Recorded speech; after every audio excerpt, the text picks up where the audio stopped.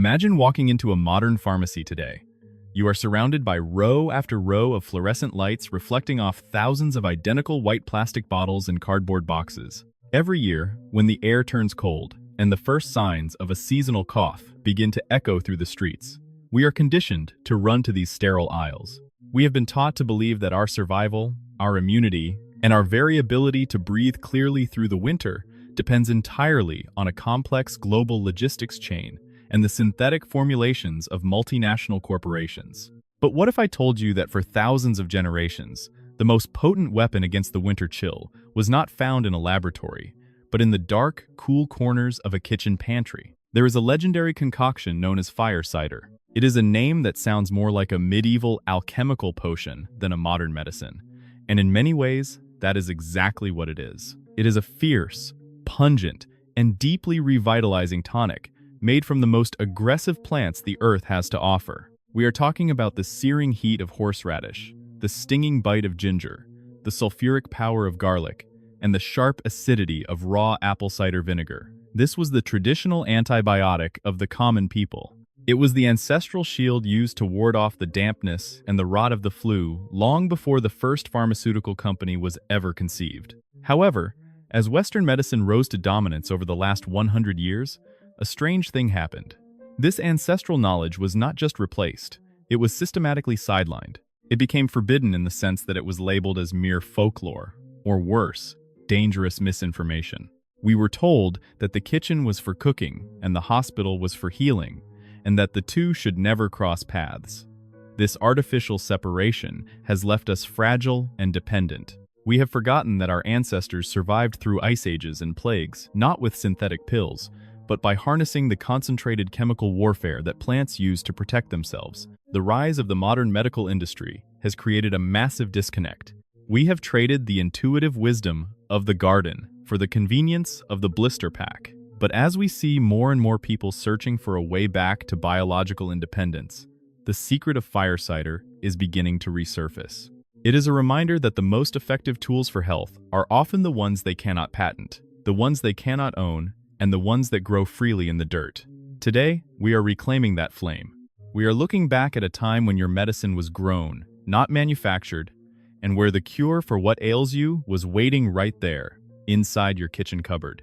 To truly understand how Fire Cider is such a formidable opponent to the common cold, we must look closely at the biological warriors that make up its core. These are not merely culinary ingredients designed to please the palate. They are the result of millions of years of botanical evolution, developed by plants to survive in a world teeming with bacteria, fungi, and viruses. When we combine them, we are effectively drafting an elite army of bioactive compounds into our service. First, consider the humble garlic. Long before it was a staple of the kitchen, it was revered as one of the most powerful antimicrobial agents on the planet. When you crush a clove of garlic, a chemical reaction occurs that produces a compound called allicin. Allicin is a broad-spectrum defense mechanism that has been shown to be effective against a wide range of pathogens. It is the heavy artillery of the Fire Cider recipe. Then we have its close cousin, the onion. Rich in a flavonoid called quercetin, the onion acts as a potent anti-inflammatory and natural antihistamine. It works in tandem with the garlic to soothe the respiratory system and reduce the swelling that makes breathing so difficult during a bout of the flu. Next, we introduce the element of heat through ginger and horseradish. Ginger contains unique oils known as gingerols, which provide that signature spicy bite. Biologically, ginger acts as a circulatory stimulant. It warms the body from the inside out, encouraging blood to flow more freely to the extremities and the surface of the skin. This increased circulation ensures that the other medicinal compounds are delivered efficiently to every cell in your body. Horseradish, meanwhile, is the master of the sinuses.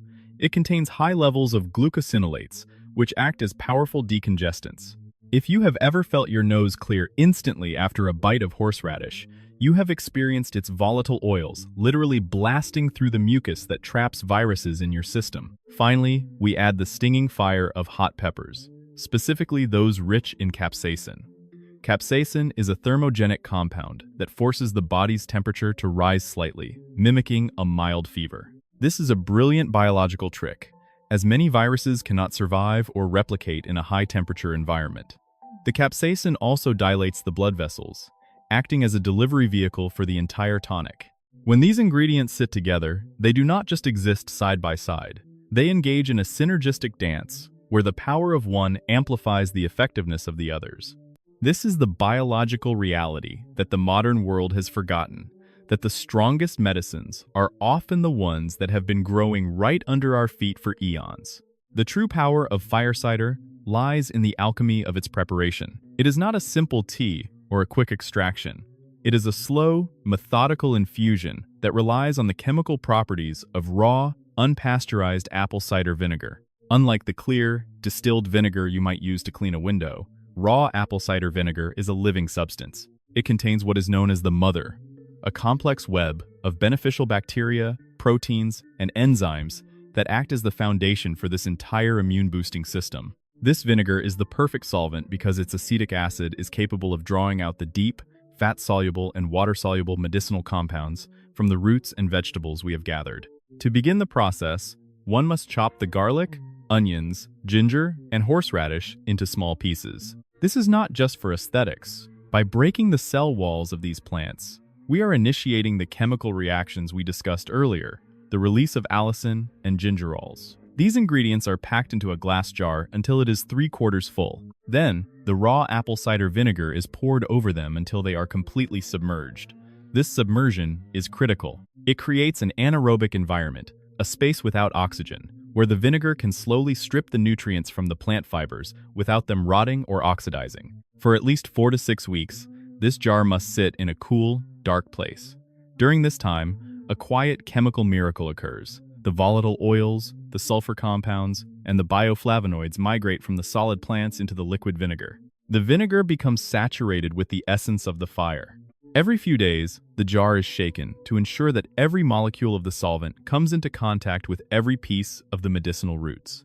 By the end of the month-long wait, the liquid has transformed into a potent dark amber syrup that vibrates with biological energy. When the infusion is complete, the solids are strained out, and a generous portion of raw honey is stirred in. This is the final step of the alchemy. The honey does more than just balance the intense acidity and heat. It is a natural preservative and an antimicrobial powerhouse in its own right. The resulting fire cider is a whole plant medicine. This is why the pharmaceutical industry cannot truly replicate it. A laboratory can isolate a single chemical, but it cannot capture the intricate, multi-layered synergy of hundreds of different compounds working together in a natural suspension. It is a living tonic that speaks the language of your body, providing a complex array of defenses that a single synthetic molecule could never hope to match. Why is it that in times of crisis, we rarely hear about these simple, ancestral solutions from official channels? If you look at the landscape of international health organizations and relief agencies, you will notice a recurring pattern. When a community is facing a health challenge, the standardized response is almost always a technological one. They will talk about expensive air purification systems, high-tech water filters, or the distribution of thousands of plastic-encased tablets. While these tools certainly have their place in emergency response, we must ask ourselves why the conversation almost never includes the natural, biological defenses that people can grow and prepare for themselves in their own backyards. The answer lies in the fundamental structure of our modern economy. You cannot put a patent on a garlic clove. You cannot claim ownership over a piece of ginger or a bottle of fermented apple juice. Because these ingredients are abundant, accessible, and virtually free compared to specialized machinery, they offer zero profit margin for the industrial medical complex. In a world driven by quarterly earnings and shareholder value, a remedy that costs pennies and can be made in a simple mason jar is a direct threat to the bottom line. This is the forbidden truth that sits at the heart of our healthcare system. If you can heal yourself with what is in your garden, you are no longer a customer. You become a self-sufficient individual, and self-sufficiency is bad for business. There is also a deep-seated institutional bias that equates expensive and complex with effective. We have been conditioned to believe that science is something that only happens in sterile, white-coated laboratories, and that the wisdom of our grandmothers is nothing more than primitive superstition. This creates a profound dependency on the gatekeepers of health. By prioritizing mechanical filters or complex synthetic medicines over traditional tonics, institutions maintain a monopoly on wellness. They become the exclusive providers of safety, while the common person is rendered a passive recipient of aid, waiting for a shipment to arrive rather than looking at the earth beneath their feet. Furthermore, the global logistics chain favors products that can be mass-produced and tracked.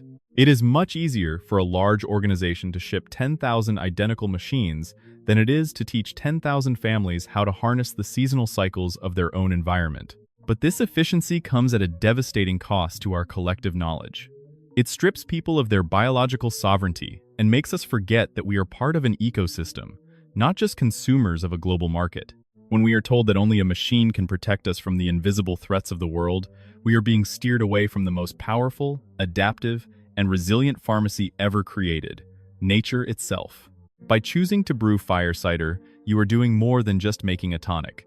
You are engaging in a quiet act of rebellion against a system that profits from your perceived fragility. Now that we have uncovered the science, the alchemy, and the hidden politics behind this ancient tonic, the question remains: how do we bring this liquid fire back into our modern lives? Reclaiming your biological independence does not require you to abandon the benefits of the 21st century, but it does require you to stop being a passive spectator in your own health. Integrating Fire Cider into your routine is a simple yet profound act of self-care. It is a daily reminder that you possess the tools to fortify your own defenses. For those looking to maintain a strong immune system throughout the winter months, a single tablespoon of Fire Cider taken every morning is often all that is needed. It provides a sharp, electrical jolt to the digestive system and wakes up the circulatory pathways. Some prefer to take it as a concentrated shot, feeling the warmth spread from their throat down into their chest. A literal fire that burns away the sluggishness of a cold morning. If the intensity is too much, it can be diluted in a glass of warm water with an extra spoonful of honey, or even used as a base for a potent salad dressing. The beauty of this remedy is its versatility. It is food, it is medicine, and it is a culinary craft all at once. When you feel the first tickle of a sore throat or the heavy pressure of a coming headache, you can increase the frequency, taking 1 teaspoon every few hours. This constant supply of anti-inflammatory compounds helps your body manage the viral load before it can take hold. But beyond the physical benefits, the act of brewing and consuming Fire Cider represents a shift in consciousness. You are no longer waiting for a miracle from a laboratory. You are participating in a tradition that spans centuries. You are recognizing that health is not a product you buy, but a state of being that you cultivate through your relationship with the natural world. In an age where we are increasingly disconnected from the sources of our food and our medicine, Fire Cider is a bridge back to reality. It reminds us that the earth is not just a backdrop for our lives, but a living pharmacy that offers everything we need if we are only willing to look. By keeping a jar of this golden, pungent liquid in your pantry, you are declaring that you are not fragile, you are not helpless, and you are not forgotten. You are reclaiming the flame of ancestral wisdom. Thank you so much for spending this time with me as we explored the forgotten power of the kitchen pantry. I truly hope this inspires you to start your own infusion and take that first step toward biological sovereignty. But I want to hear from you. Do you have a secret family remedy that has been passed down through your heritage? Or is the concept of food as medicine completely new to you? Are there other natural wonders that you feel have been pushed into the shadows by the modern world? Please share your thoughts and experiences in the comments below. Let us start a conversation and rebuild the knowledge that was almost lost. Until next time, stay warm, stay fierce, and keep the fire burning.